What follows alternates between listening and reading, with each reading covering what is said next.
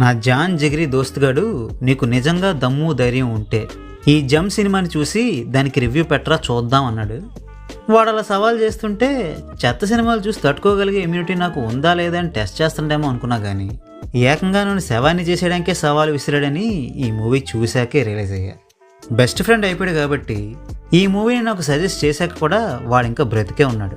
But వాడు చేసిన మేల్ని అంత తొందరగా అయితే మర్చిపోలేండి. ఏదో ఒక రోజు తప్పకుండా వాడు రుణం తీర్చేసుకుంటాను. సరే, ఇక మా ఓడి సంగతి పక్కన పెట్టి అసలు ఈ మూవీ ఎందుకు బాలేదన్న విషయం గురించి మాట్లాడుకుందాం.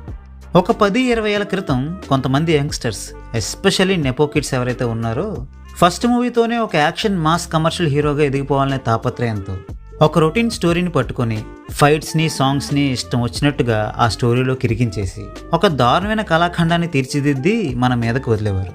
ఆ సినిమాల ట్రైలర్లు జెమినీ టీవీ బయోస్కోప్ ప్రోగ్రాంలో హల్చల్ చేసేవి, కానీ ఆ సినిమాలు మాత్రం సక్సెస్ అయ్యేవి కావు. బై ద వే, ఇందాక నేను నెపో కిడ్స్ అన్నా కదా అని నెపోటిజం అంటే నాకు హేటెడ్ ఉందనుకోకండి. బ్యాక్గ్రౌండ్ ఉందా లేదా అన్న దానికంటే టాలెంట్ ఉందా లేదా అన్న విషయం మాత్రం ఇంపార్టెంట్ అని నేను నమ్ముతాను. కాకపోతే ఇలాంటి పిచ్చి పిచ్చి ప్రయత్నాలు చేయడానికి డబ్బులు ఖర్చు పెట్టే అవకాశం ఎక్కువగా నెపో కిడ్స్కే ఉండడంతో అప్పట్లో వాళ్ళ సైడ్ నుంచే ఇలాంటి మూవీస్ ఎక్కువగా వచ్చేవని చెప్పడమే నా ఉద్దేశం. ఆ తర్వాత కాలక్రమేణా ఫార్ములా వర్కౌట్ అవ్వట్లేదని రియలైజ్ అయ్యారు కాబట్టి ఆ టైప్ సినిమాలు రావడం చాలా వరకు తగ్గిపోయాయి. ఇన్ఫ్యాక్ట్ ఈ మధ్య కాలంలో ఎవరైతే హీరోలుగా స్థిరపడాలని ఇండస్ట్రీలోకి వస్తున్నారో వాళ్ళు చాలా జాగ్రత్తగా స్టోరీస్ ఎంచుకుంటున్నారు. సినిమా హిట్టా ఫ్లాపా అనే విషయం పక్కన పెడితే అట్లీస్ట్ కొత్తగా ఏదో చేయడానికైతే ట్రై చేశారు వీళ్ళు అనే పేరుని తెచ్చుకోగలుగుతున్నారు. ఇటువంటి పరిస్థితుల్లో ఈ సినిమాతో హీరోగా ఎంట్రీ ఇచ్చిన శివాజీ రాజా గారి అబ్బాయి విజయరాజా మళ్ళీ ఆ తుప్పు పట్టిన రాడ్ మూవీ స్టంట్ని రిపీట్ చేయాలనే ప్రయత్నం చేశారు. అండ్ సక్సెస్ఫుల్గా ఈ జమ్ అనే కళాఖండాన్ని మన చేతిలో పెట్టి మళ్ళీ మనకు ఆ నాస్టాలజిక్ రాడ్స్ని గుర్తు చేశారు. అసలు మీరు ఈ సినిమా స్టార్ట్ చేయగానే కనబడే ఆ టైటిల్ కార్డే చెప్పేస్తుంది మీకు ఎలాంటి దారుణాలని మీరు మున్ముందు చూడబోతున్నారో అని. ఆ టైటిల్ కార్డు చూశాక దీనికంటే ఓంకార్ అనే ఛాలెంజ్ ప్రోగ్రామ్ టైటిల్ కార్డే ఇంకా బెటర్గా పడుద్దేమో అన్న ఫీలింగ్ వస్తుంది మీకు. సరే, ఇక మన స్టోరీలోకి వెళ్తే మన హీరో పేరు జమ్. బట్ ఆయన గారి అటైర్ అండ్ బిహేవియర్ చూశాక జమ్ కంటే జర్మన్ పేరు పెట్టుంటే ఇంకా బాగుండేదేమో అనిపించింది నాకు. ఈ మూవీ స్టార్ట్ అయిన దగ్గర నుండి ఒక్కటంటే ఒక్క సీన్కి కూడా ఒక అర్థం పర్థం అనేది ఉండదు. ఏ క్యారెక్టర్కి మినిమం కామన్ సెన్స్ కూడా ఉండదు. ఇంటెన్షనల్గా ఒక క్యారెక్టర్ని డమ్గా చూపించడం వేరు, కానీ ఇక్కడ అన్ని క్యారెక్టర్స్ కూడా అన్ఇంటెన్షనల్లీ డమ్ ఉంటాయి. నన్ను అడిగితే ఈ ప్రపంచంలో ఉన్న మాదక ద్రవ్యాలన్నింటినీ మద్యంలో కలిపి తాగేవాడికి తప్ప ఇంకే మానవ మాతృడికి కూడా ఇలాంటి తలా తోకాలేని స్టోరీని రాయడం సాధ్యమయ్యే పని కాదండి. ఏంటి నమ్మరా?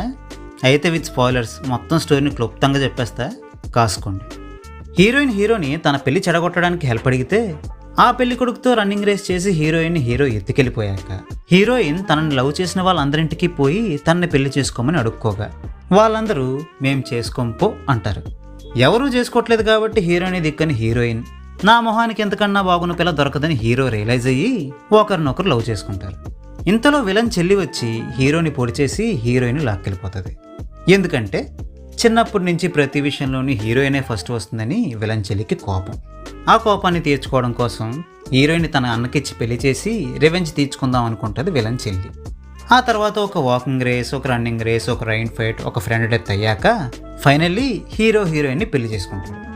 అంతే, ఇది ఈ మూవీ యొక్క స్టోరీ. ఇది ఎంత గొప్ప కదంటే ఇన్కమ్ ట్యాక్స్ ఎగ్గొట్టడానికి కూడా ఏ ప్రొడ్యూసర్కి ఇంత చండాలమైన సినిమా తీయడానికి మనసు రాదండి. అన్నట్టు మీకు అసలు విషయం తెలుసా? యాక్చువల్గా ఈ మూవీ 3 years బ్యాక్ థియేటర్స్లో రిలీజ్ అయిందట. అప్పట్లో ఇది ఒకటి వచ్చింది పోయింది కూడా తెలియనంత బాగా ఆడింది మూవీ. చివరికి ఇన్నేళ్ల తర్వాత ఈటీవీ వారి సౌజన్యంతో ఈటీవీ విన్ యాప్ ద్వారా మళ్ళీ ఈ సినిమా మన ముందుకు వచ్చింది కదా అని ఎగబడి చూశారు.